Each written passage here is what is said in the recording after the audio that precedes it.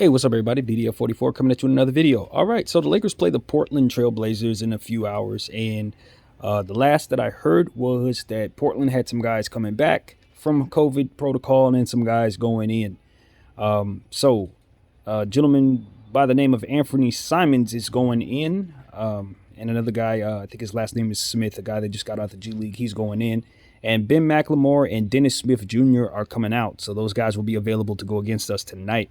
So that's what we have as far as information is concerned. Also, our coach, the Laker coach, is back. Frank Vogel will be back. He's out of health and safety protocol, so his return is this evening.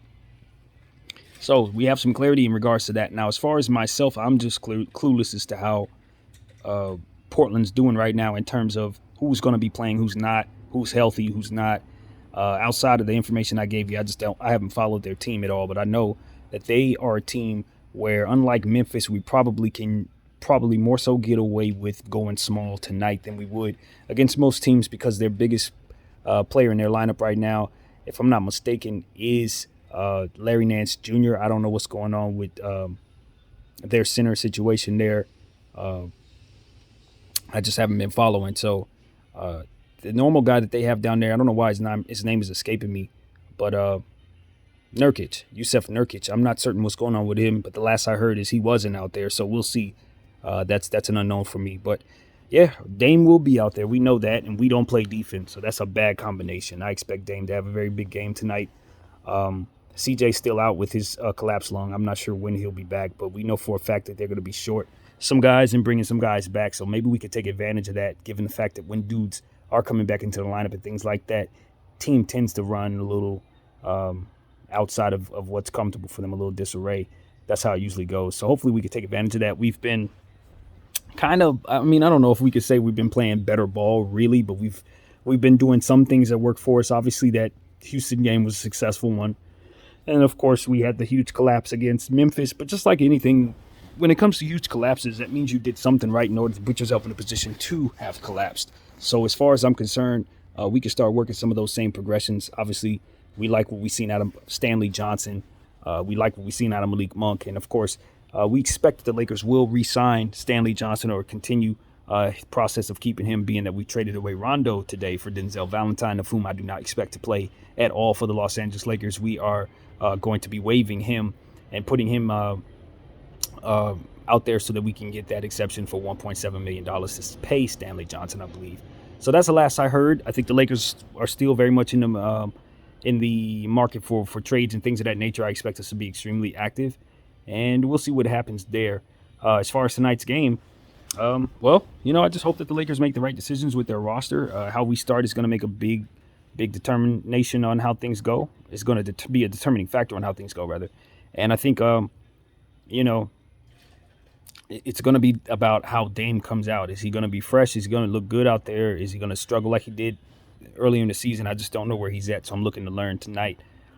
So yeah, this is one of those games where, honestly, you guys, we're coming home off the road trip, having split that road trip, going up against a team that has a worse record than us, that's also undermanned, that also has some size issues, that also has other things going on with their team. I expect us to have a victory tonight. I actually expect the Lakers to seize this opportunity. LeBron James is obviously playing some of the best offensive ball of his career, believe it or not, in year 19. Coming off his 37th birthday yesterday, I expect him to come out and do some good things against a struggling Portland team, And given the fact that we were playing against a good Memphis team, even though they were struggling and had a chance to win, I'd expect that we would put ourselves in a position against a much weaker Portland Trailblazer team at home at the Crow and give ourselves an opportunity just the same. So I expect that this is not one of those games where the Lakers are favored to lose, in my opinion. Containing Dame Lillard will be difficult, and if he goes off for 60 points, you won't be surprised because, like I said, we play no defense. But given the fact that we do have a slightly more talented team than Portland right now, believe it or not, I do expect us to be able to overpower them a bit with Russell Westbrook and LeBron James. Fact of the matter is, Portland don't play no defense either. So we should be able to get what we need out of them, and it should be a high-scoring matchup. If we could shoot well, which we have been these last two games, will be cool. In this 5-game losing streak that we had prior to winning that Houston game, we were shooting the ball very poorly from behind the arc. So if we can get that under control, lower our turnovers under 14 a game, which is what I say our maximum for what we can get away with. Rebound the ball well, take advantage of the fact that we can match up with them a little bit.